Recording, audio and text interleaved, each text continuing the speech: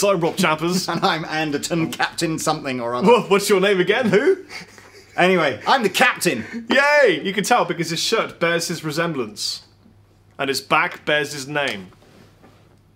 And we're at Andertons.co.uk. We are. To show you these fantastic new guitars from Fender. And it's quite possibly the hottest, most humid day of the year so far. So if you're seeing a lot of sweat smeared all over these guitars, I apologise. I don't apologise. I think you're going to get as much man moistness as we can in these videos now, for you. I've demonstrated a few guitars in my time where we've gone, wow, that is a bargain. But in fairness, not many more than these. Flip the old price taggaroo round. £255. 55 pounds. I didn't know it was that. This is a couple of new reissues from the Squier Vintage Modified range. They came out about 2 months ago, so kind of summer of 2012. And I was saying to Rob earlier, for the last 2 months or so, believe it or not, these two guitars have been the best selling guitars in Andertons out of everything. And which I find absolutely amazing. yeah, and you may ask why, and I guess it's twofold really. One is Jaguars and Jazzmasters are uber cool at the moment. There's a big kind of lot of love for the sort of slightly quirky shapes that are Jaguars and Jazzmasters. And the other thing is, this is actually, believe it or not, this is the more authentic Jaguar Jazzmaster set of copies than actually some of the more expensive Fenders, where there's quite a lot of guitars came out where they put a regular trem system or a hardtail or different pickups, whatever. These are actually just a straight up throwback, warts and all, to what the Jaguar and Jazzmaster would have been when they first came out in the mid-60s. Just at this insane, crazy £255 price. Some cool colours. I've got here, what have I got here? I'm slightly colourblind. That's either surf green or sonic blue. Anyway, the colours are surf green, sonic blue, sunburst, which you can get in either model, or candy apple red, which you can get in either model. 3 colour sunburst. So go to the Andertons website and you can see all the colours, but they're super cool. So, Rob, for those of people who don't know what a Jaguar is... Well, this is a very short scale guitar with lots of switching options. Now, the way I'd rig this up is put massive thick strings on it, like 11s, maybe even the new Didario 12 set with the unwound 3rd G string. Ooh. And just drop it down to E flat. And is that for extra comfort? Because if you have a wound G string, it chafes, doesn't it? Yeah, I don't like the chafing of the G string. But if you put a thick set of strings on it, this is a 24-inch scale neck. It's a nice, slinky, hoopy sounding neck. You can get away with thicker strings. You can get away with more thickness on the string, and it sounds fantastic. And the switching's really interesting. What we found out after rigorous Andertons testing is that this is the phase switch. You basically got two sides. You've got the lead side and you've got the rhythmical side. So this is phasing. This is the on-off for the two pickups, volume and tone. So for example, this is the rhythm setting. Turn all the pickups off. You're not going to hear anything at all. I'll turn on my bridge pickup. I'll turn on my neck pickup. I'll turn off my bridge pickup. And then I've got phasing between the two.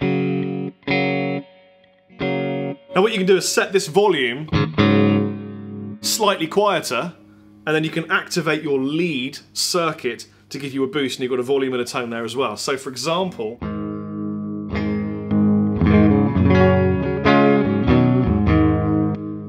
like that, yeah. Which sounds even better with gain.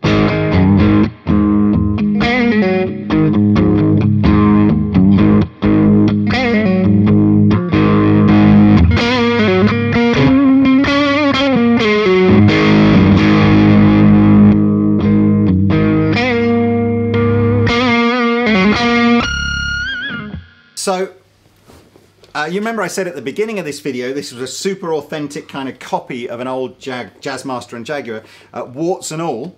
And what I meant by the warts was the bridge on the very first Jaguar Jazzmaster. Actually, if you guys don't know the history, these were introduced in the 60s by Fender as like flagship deluxe, kind of the most amazing guitar, better than a Strat, better than a Telecaster ever. And everyone kind of went, no it isn't.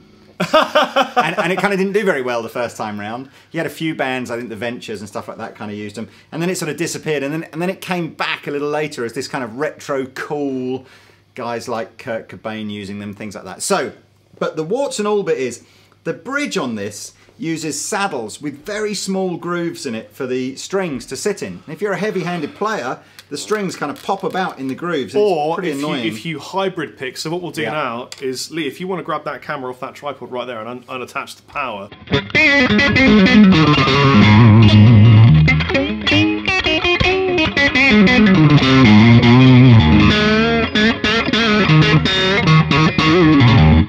So what you'll notice here is that... We saw that, yeah. Well, yeah, it's been string bedlam. A few of them have moved.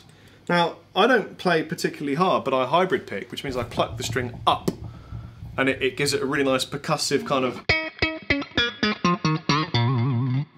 the second you do that, it comes off the saddle and it moves. It renegotiates its footing. I'm going to tell you how you fix that. Tell me how you fix it, Put Captain. this camera back on the tripod. How do you fix it, Captain? Okay, this bridge piece here is only held in place by the strings. So if I take the strings off, it comes out, and there's two little kind of half-inch metal rods either side of it that just go into holes in the guitar. It doesn't screw in, there's nothing, it just pulls in and out. And the Mustang bridge is exactly the same width, exactly the same style, but the Mustang bridge uses more traditional saddles with essentially one big groove in the middle of the saddle rather than like 5 small grooves.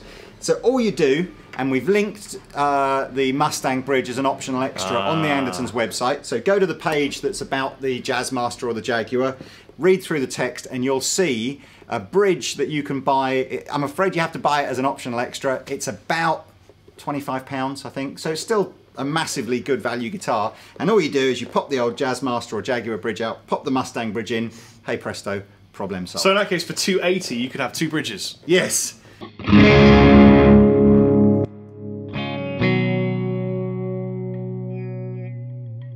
The trem system, what's actually happening, it's kind of a really interesting mechanical device. Most of the moving parts are actually underneath this saddle, so what I'm actually doing is you'll see the tailpiece here is actually rocking backwards and forwards as I move the tremolo arm. So again, it's only really used as like a flutter style trem system, but it does sound different to a Strat style trem.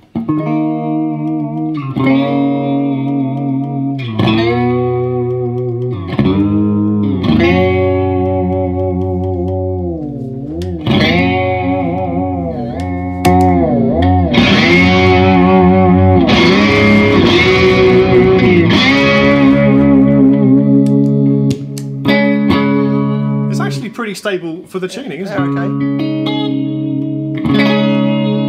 The original American ones used to have a locking device, which they obviously have omitted on the Squier ones, I guess, for a cost saving.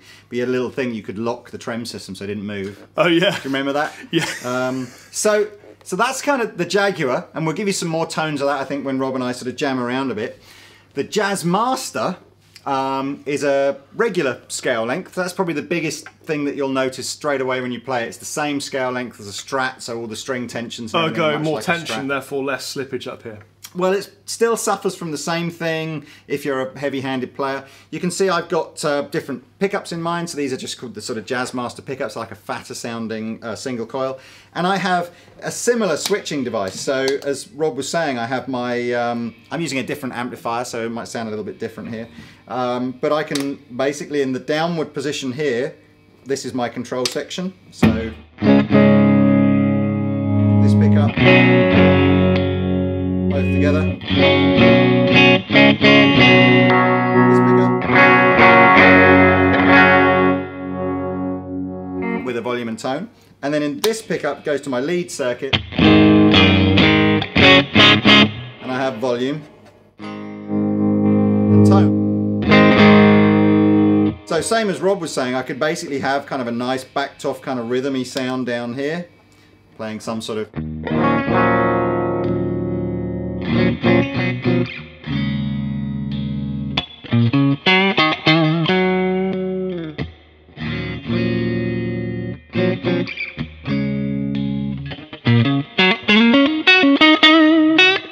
So same kind of idea, that you'd basically be able to switch between a rhythm and a sort of a lead tone.